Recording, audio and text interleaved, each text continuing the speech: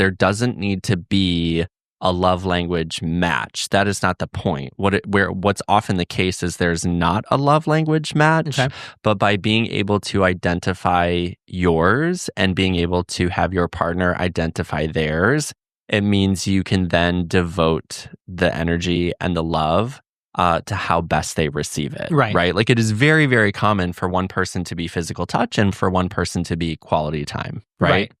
For me, it is without a doubt quality time. Yeah. I feel like I'm very busy. I'm very devoted to a lot of different things. Yeah. And when people give me their time, it is so, so meaningful. Yeah. And I actually have tied together quality time and acts of service because I do feel like for my friends and my husband too, like they're giving me their time is an act of service because they are choosing not to do something else. And it's also helpful for me in framing how I spend my time because sometimes I just think of what I'm up to as an act of service. A good example, it's very difficult for me to speak on the phone with my mother, right?